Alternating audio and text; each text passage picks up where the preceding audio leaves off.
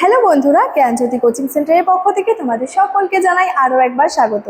আজকের ক্লাসে আলোচনার বিষয় হচ্ছে মেসোপটেমিয়া সভ্যতা থেকে একটি গুরুত্বপূর্ণ বিষয় নিয়ে, যে প্রাচীন মেসোপটেমিয়ার যে ধর্ম বিশ্বাসটা রয়েছে সেটা নিয়ে আলোচনা করব আজকের ক্লাসের মাধ্যমে তোমাদের সঙ্গে। ঠিক আছে? আচ্ছা, আলোচনার বিষয় শুরু করার আগে তোমাদেরকে একটা ছোট্ট ইনফরমেশন দিয়ে রাখি।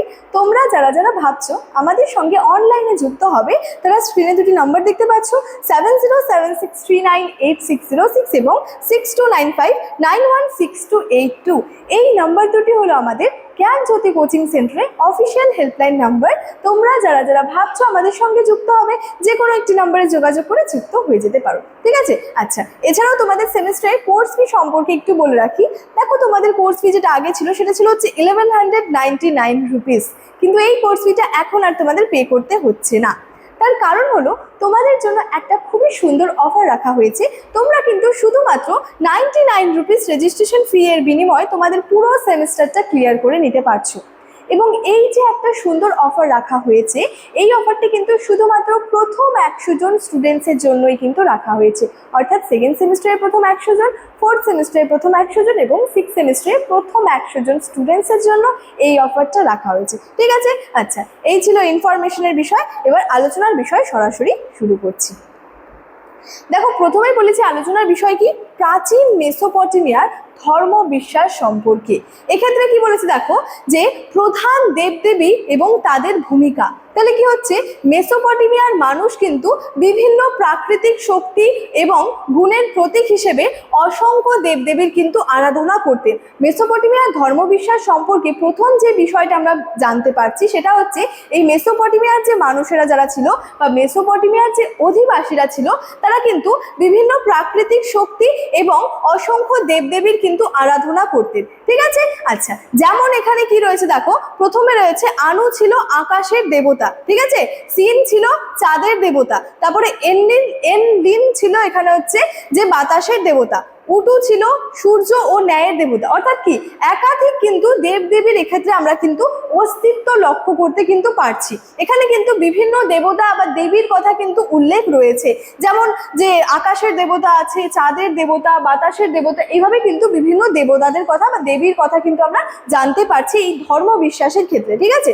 আচ্ছা, তারপরে মারডুক ছিল বজ্রপাতের দেবতা। এনকি ছিল হচ্ছে পৃথিবী বা জলের দেবতা। ইনান্না ছিল উর্বরতার দেবী। তারপরে ইস্তার ছিল যুদ্ধ ও ভালোবাসার দেবী। আসুর ছিল হচ্ছে যে আসিরীয় সভ্যতার প্রধান আর কি দেবতা। ঠিক আছে? তাহলে এখানে আমরা কি দেখতে পাচ্ছি, বিভিন্ন দেবতা এবং বিভিন্ন দেবীর অস্তিত্বের কথা কিন্তু লক্ষ্য করতে পারছি। সুতরাং কি, এই যে মেসোপটেমিয়ার যে মানুষেরা ছিল, এরা কিন্তু বিভিন্ন প্রাকৃতিক শক্তি এবং গুণের প্রতীক হিসেবে কি করতো, অসংখ্য কিন্তু দেবদেবীর আরাধনা করতো। এবং দেবতাদের সেক্ষেত্রে কোনটা কিসের দেবতা ছিল সেটা নিয়ে তোমাদেরকে বলছি।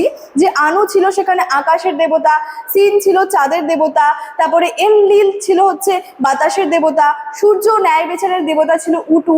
এছাড়াও আমরা দেবীর অস্তিত্ব এখানে পাচ্ছি, অর্থাৎ কি ইনান্না ছিল উর্বরতার দেবী, তারপরে যুদ্ধ ও ভালোবাসার দেবী ছিল ইস্তার। এর সাথে সাথে আসুর তিনি কে ছিলেন, তিনি ছিলেন আসিরিয়া সভ্যতার একটা যে প্রধান দেবতার মধ্যে কিন্তু ছিলেন আর কি। ঠিক আছে? এবার এক্ষেত্রে জানবো যে ধর্মীয় কেন্দ্র এবং বিবর্তন। এখানে কি বলেছে দেখো, মেসোপটেমিয়া সভ্যতায় মন্দির এবং জিগুরাটগুলি ছিল জনসাধারণের উপাসনা এবং ধর্মীয় আচার অনুষ্ঠানের মূল কেন্দ্র। তাহলে এই যে মেসোপটেমিয়া সভ্যতায় ধর্মীয় উপাসনার বা বিভিন্ন আচার অনুষ্ঠানের মূল কেন্দ্র কি ছিল, মেসোপটেমিয়া সভ্যতার যে মন্দিরগুলি ছিল এবং জিগুরাটগুলি যেটা ছিল সেটা। ঠিক আছে? আচ্ছা, বলেছে তবে এই ধর্মীয় ব্যবস্থা স্থির ছিল না। সময়ের পরিবর্তনের সাথে সাথে দেবতাদের উপাসনা এবং ধর্মীয় রীতিনীতির ক্ষেত্রে বিভিন্ন ধরনের কিন্তু পরিবর্তন ঘটেছিল।